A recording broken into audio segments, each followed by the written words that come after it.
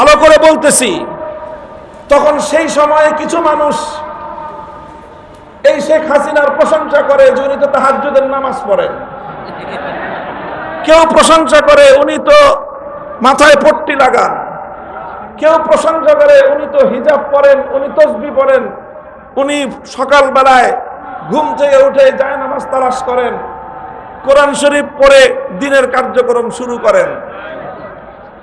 এই সকল বিষয় পরের আলোচনা। প্রথম কথা হলো ইসলাম আল্লাহর জমিনে বিজয়ী আদর্শ হিসেবে প্রতিষ্ঠিত হবে। আপনার রাজনৈতিক দর্শনে এটাকে মানার কোনো সুযোগ আছে কিনা সেটা বলবেন। ওলামায়ে কেরাম মসজিদে কথা বলবেন, ওলামায়ে কেরাম দ্বীনের মাসআলা বলবেন, ওলামায়ে কেরাম দ্বীনের দাওয়াতের কথা বলবেন, সেই সঙ্গে ওলামায়ে কেরাম আল্লাহর দ্বীনকে রাজনৈতিকভাবে বিজয়ী করবার কথা বলবেন। এই কথাটা যদি আপনার বরদাস্ত না হয়, আপনার 1000 রাকাতের তাহাজ্জুদের নামাজের এক কানা করি মূল্য নাই, আপনার 1000 বারের হজের কোনো মূল্য নাই। পরিষ্কার কথা, স্পষ্ট কথা। শুধু আওয়ামী লীগ নয়, এই জাতীয় যারাই আছেন, ইসলামকে রাজনৈতিক ভাবে দেখতে আপনাদের পছন্দ হয় না, পয়গাম শুনে রাখেন, বাংলাদেশে আপনাদেরকে আমরা বরদাস্ত করতে পারবো না।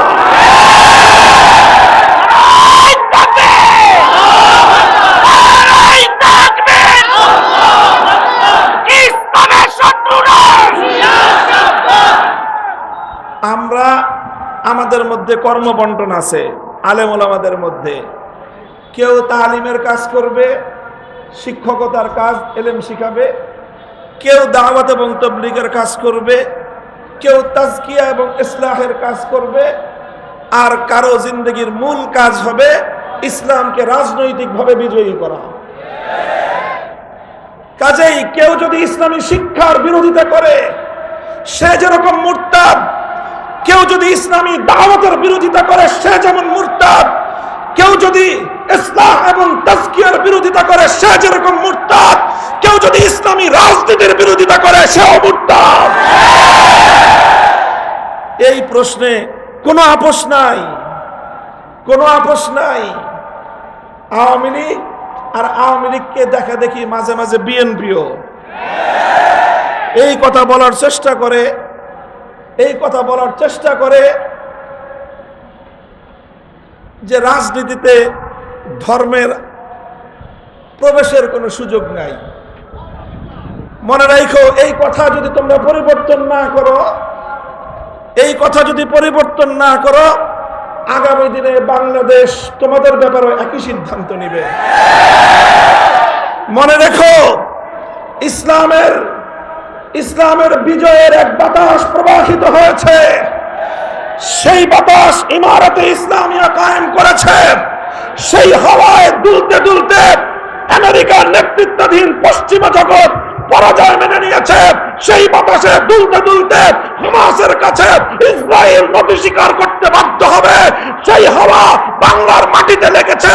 ইনশাআল্লাহ ইসলাম বাংলাদেশের ক্ষমতা দখল করবে।